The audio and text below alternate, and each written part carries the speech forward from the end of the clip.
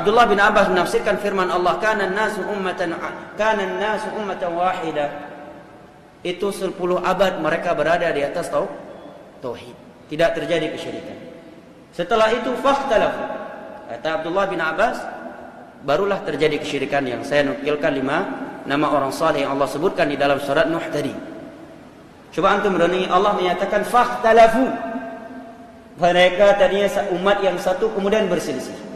Allah sebutkan ketika terjadi kesyirikan mereka berselisih. Apa faedah yang dapat kita ambil? Bahwa akidah yang menyimpang adalah sumber perpecahan. Dan bahwa bukanlah persatuan tatkala manusia saling mentolerir atas kesyirikan. Jelas ya? Dan perselisihan yang paling besar, yang paling parah, yang paling dimurkai oleh Allah adalah perselisihan akidah. Adalah perselisihan kesyirikan. Allah katakan fakhtalafu. Padahal mereka ikhtalafu enggak, mereka sepakat bersatu padu satu kalimat untuk menjadikan gambar-gambar orang saleh tadi sebagai sumber berkah, perantara antara mereka dengan Allah dalam beribadah. Sepakat mereka satu kalimat, tetapi Allah katakan fakhtalafu, mereka berselisih. Jelas ya? Sehingga jangan termakan. Kita jaga persatuan kita. Jangan saling menyalahkan. Subhanallah. Kalau sesuatu yang dilakukan salah menurut Allah dan Rasulnya, kita benarkan. Kita lebih pandai dari Allah dan Rasulnya. Sejelas-jelas itu kesyirikan. Itu adalah sesuatu yang Allah dan Rasulnya katakan salah. Kita katakan benar. Tidak boleh kita salahkan. Allah dan Rasulnya menyalahkannya. Kita membenarkannya. Kita lebih pandai dari Allah dan Rasulnya. Kita lebih ingin, keinginan kita lebih baik daripada keinginan Allah dan Rasulnya. Inilah bahayanya ketika perasaan menjadi sumber hukum dan sumber suatu kesepakatan. Allah namakan mereka, katakan mereka berselisih, padahal mereka satu kata untuk menyembah 5 patung orang soleh tadi. Nggak ada yang mengingkari. Kapan ada yang mengingkari? Tatkala Allah mengutus Nabi Nuh alaihi salam.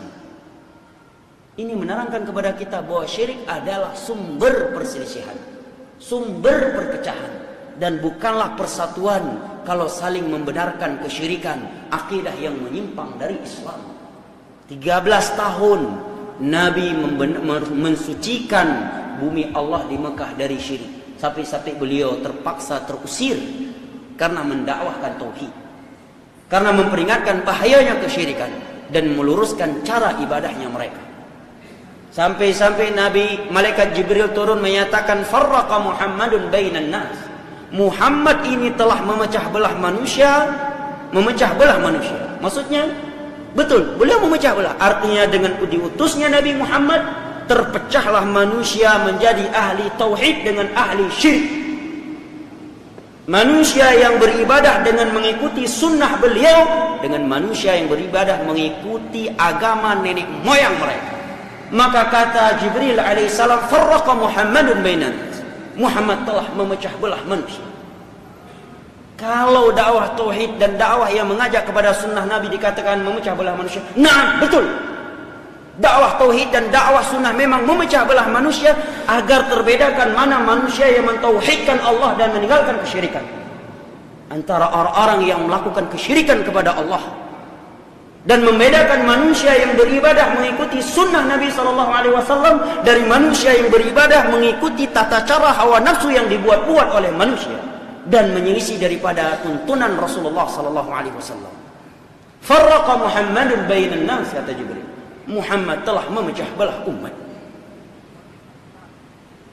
Maksudnya terpisah-pisah dan menjadi nampak mana penegak tauhid mengikuti sunnah beliau dan mana orang-orang yang melakukan kesyirikan, masih menggantungkan hatinya kepada selain Allah, bermitos dengan bulan Safar, bermitos dengan bulan Syawal, melahap berkah kepada tempat-tempat keramat, menyembelih kepada selain Allah, beribadah, melakukan umrah, salat, haji dengan tata cara yang tidak sesuai dengan sunnahnya Nabi SAW, menjadi pecah belah, nampak beda.